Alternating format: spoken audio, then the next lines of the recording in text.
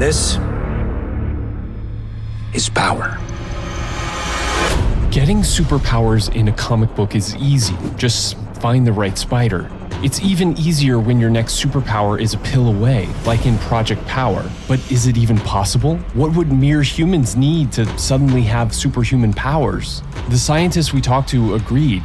In most cases, it would take a huge leap in our knowledge of biology and technology, but they still gave us their best guess on a path to get to each of 4 superpowers.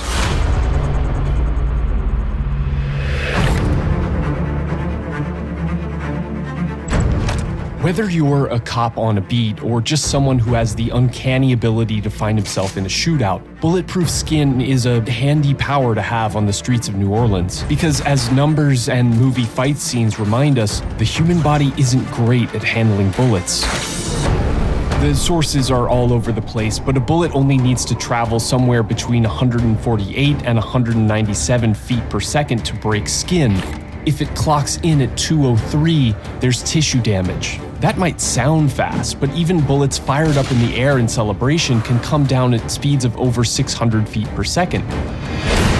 So for something like this, our skin needs to be tougher.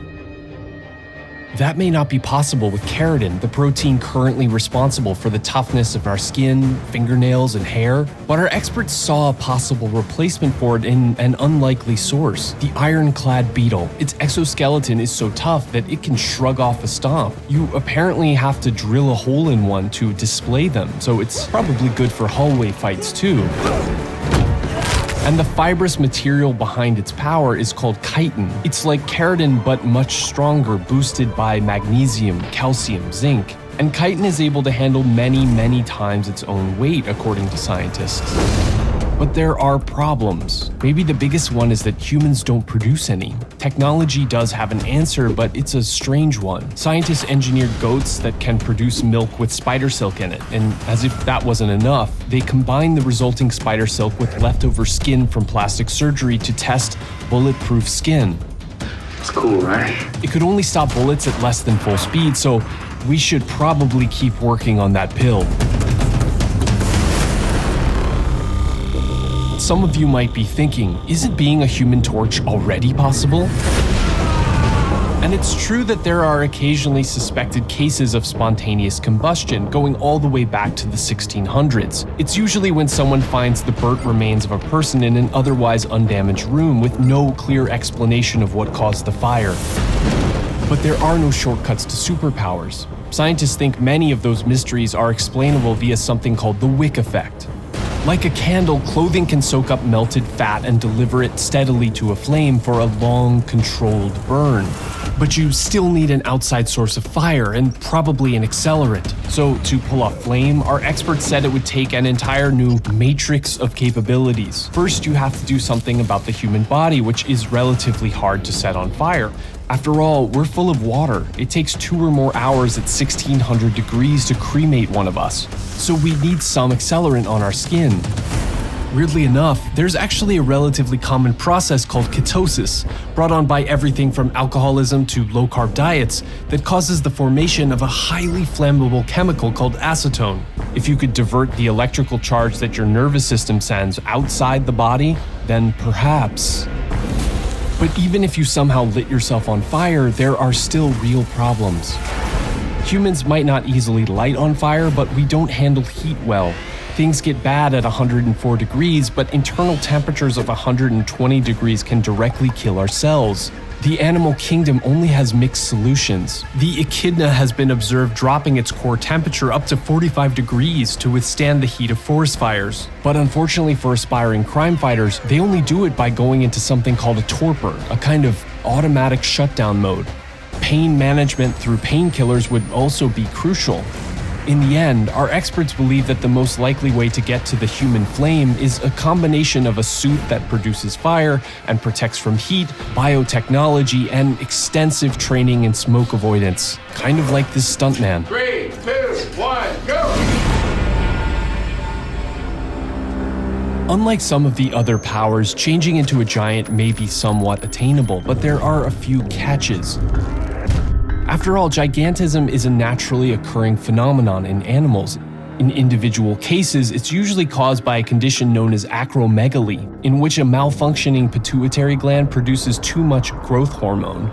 And whole species can have gigantism, especially island species that had no evolutionary pressure to be small. But synthetic methods like human growth hormone are already used to grow size and muscle mass. Manipulating proteins like follistatin and myostatin could help muscles grow to superhuman size too. But here comes the first problem.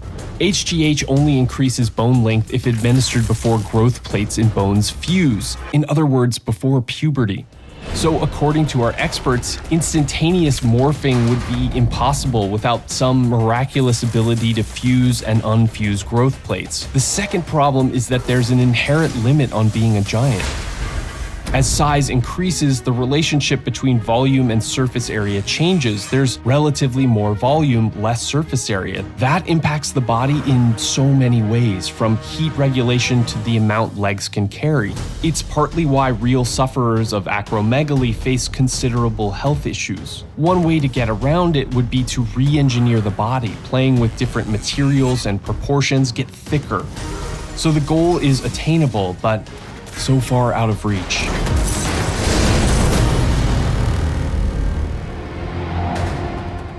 If humans want to see the power of invisibility in action, they only need to turn their gaze towards technology and the animal kingdom. At least one sort of invisibility cloak already exists. It's composed of sheets of lenticular lenses that refract light around a target, and yeah, it seems to work. And nature gives us a few different avenues for invisibility. Squid and octopus use a combination of pigment, which has a fixed hue, and light-reflecting cells to blend into their surroundings. But the chameleon relies solely on the presence of nanocrystals in their skin cells. By relaxing or contracting layers of their skin, they rearrange those crystals, changing the way light reflects off of them and thus color. So according to our experts, for this to happen, instead of you just running around in your underwear, you need to borrow those ingenious adaptations. Light reflecting crystals in your skin cells plus the mechanic ability to move them somehow. But chameleons change colors based on moods. So experts also suggested the need for specialized photoreceptors that can scan the environment and notify the skin. So out of everything we've seen, not being seen may be the closest to reality. Invisibility, flame generation, giant growth, bulletproof skin. None are quite as easy as they may seem, and given all the violence, chaos, and explosions they cause in Project Power, it might be better to keep them safe in our comics, movies, and imaginations. What's the most powerful animal on the planet? Art is right that a pistol shrimp, which can create a high-velocity jet of water that's louder than a gunshot, is recognized as one of the world's deadliest creatures. But it hits you so fast. But weirdly, it's not the only shrimp on that list. The 6-inch mantis shrimp has the world's most powerful punch, accelerating at 10,000 times the force of gravity. It's capable of shattering aquarium glass. I call dibs on that power.